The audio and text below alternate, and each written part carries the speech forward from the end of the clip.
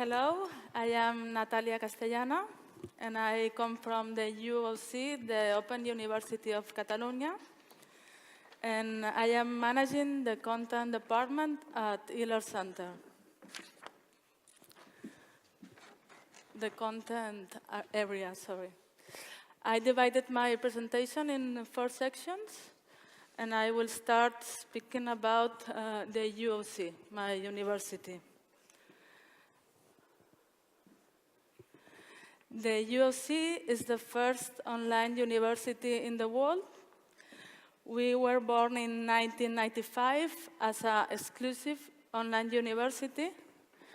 And since then, we are glad to say that, sorry, I have to remember the numbers, that we have 58,000 graduates until now. Nowadays, we have 54,000 students, 6,000 virtual classrooms, and 3,500 teaching staff. But more than words, I would like to show you a commemorative spot that we produced for our 20th anniversary last year.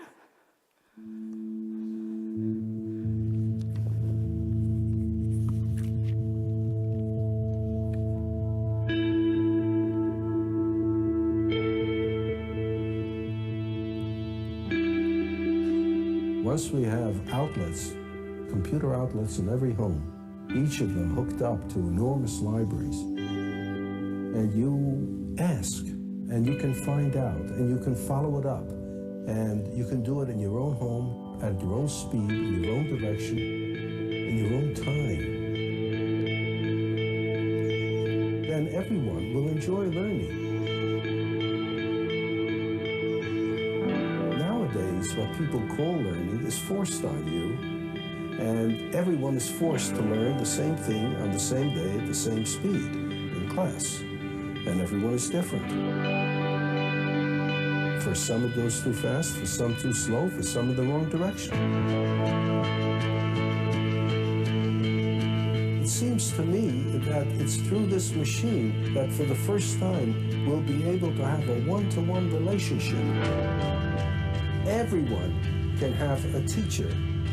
If you have something like this, then anyone, any age, can learn by himself.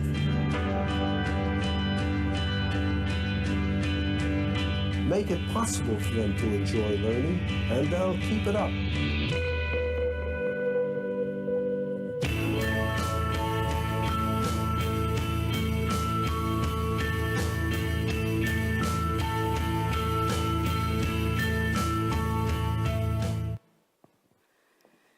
As Asimov says, make it possible for them to enjoy learning.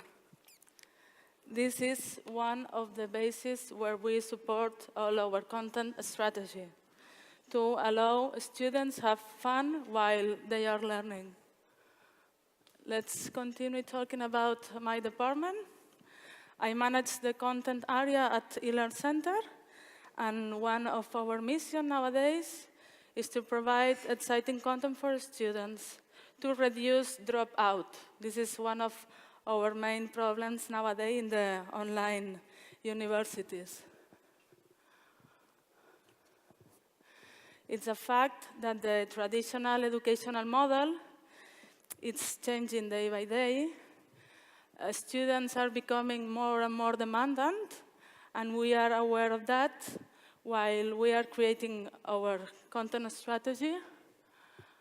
And let me continue by talking about the keys of our project.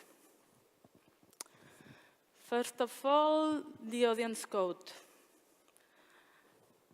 A year ago, my boss and colleague Luis Pastor, here in the same context in Berlin, told you about the audience code. I'm going to give a short overview of our theory.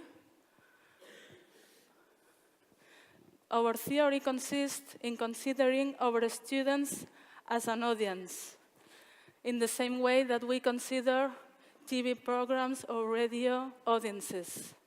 And why? because an audience is a free public. The audience behavior determines the exit of a program. And for that reason, a program aims to surprise, retain, and entertain their audience.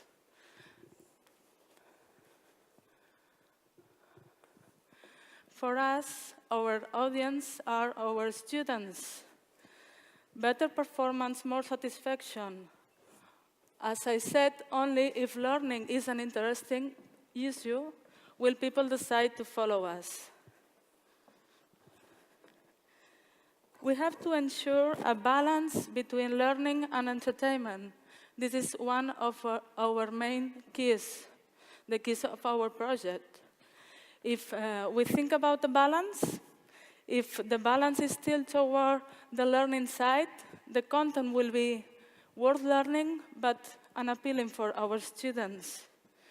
In the other side, if the balance is tilted toward the entertainment side, the balance will be appealing, but not worth learning. So remember that balance, because I'm going to introduce you some examples, and I'm going to appeal to this balance.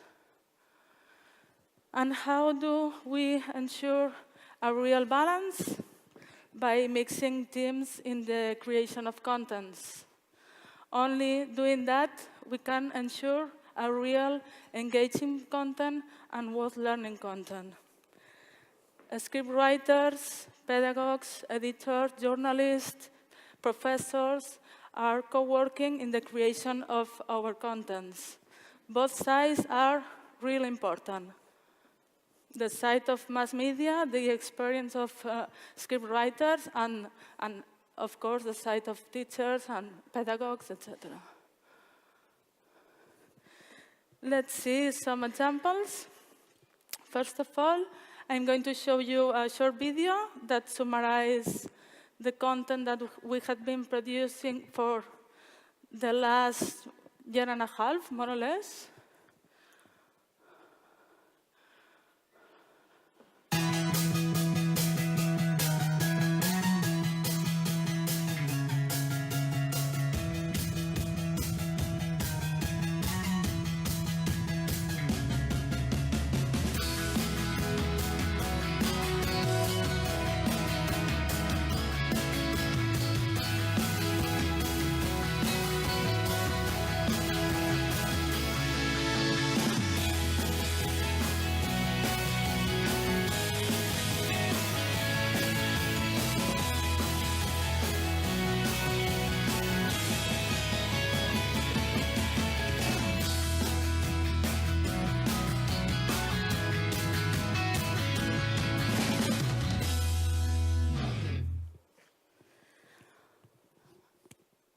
As you can see, the video format is very important for us, and for that reason, we are trying to deep analyze the video format and to give students a real TV format for a learning material.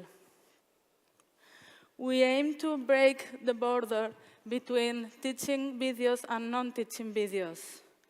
We aim to do professionally produced videos to engage our students. One example of that is a video that we produce for an engineering subject that immerses a journalist for 24 hours in a water purification plant. We have been inspired from a typical TV show in Spain called Callejeros. And as you can see in this example, the production aims to be professional production. Nos encontramos en una edad considerada de grandes dimensiones, con una capacidad de tratamiento de 480.000 metros cúbicos de agua al día.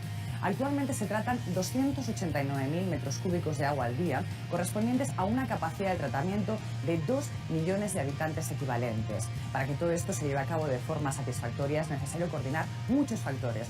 Factores humanos, factores tecnológicos y factores económicos. Hoy, el equipo de reporteros aprenderemos cómo se opera una depuradora en condiciones normales. Hola Javier. Hola, Susana. Encantada de conocerte. Hola, ¿qué tal? Buenos Jefe días. de planta de esta edad. Sí, efectivamente. ¿Nos vas a explicar cómo funciona todo? Por supuesto, si te parece ir a mi despacho y comentamos con calma, ¿te Venga, parece? pues vamos. por supuesto. As you can see with this production, we ensure the pillar of entertainment and also the pillar of learning because the content is given by specialized and professors.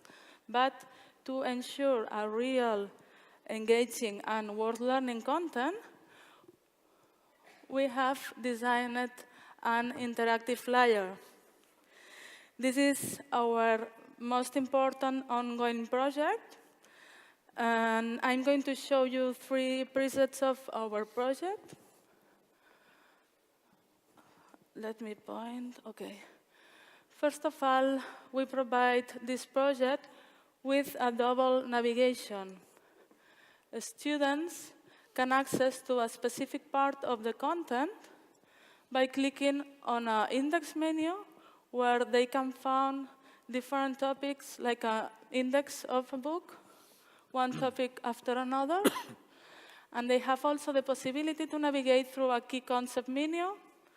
As you can see, there is a list of concepts, and by clicking on one of them, students can review the part of the video where this concept is explained. It's a useful tool to review content and go specifically where the students wanted to go. Another preset to emphasize or expand a specific part of the video is a layer of extra information. This allows producers to add text boxes, images, links, wherever.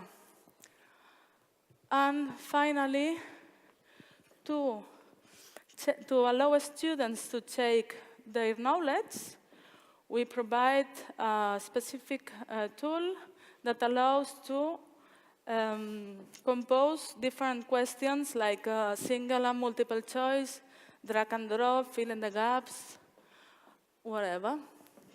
This is our TV format project. First of all, professionally produced videos, and after that, an extra layer of information to allow students to deep over the content. Another example, magazines. This is a useful format for current contents. I'm going to show you an example for the telecommunication studies for the postgraduate program, Smart Cities. I will need the help of this fantastic man to launch the project. Okay. This is a magazine. This is a real learning content. And as you can see, we have been inspired from typical digital or journal magazine or journal digital. And we have a showcase of contents. We have an editorial section. And the editorial section is very useful because allow teachers to emphasize the main objective of the learning material is their space. After the editorial, go down, up to the home page. Here. Thank you. As you can see, we have different sections. Every section speaks about a specific topic. And here you can find different articles related to the topic. Let's see one example. Go down. With images and headlines, infographics, whatever.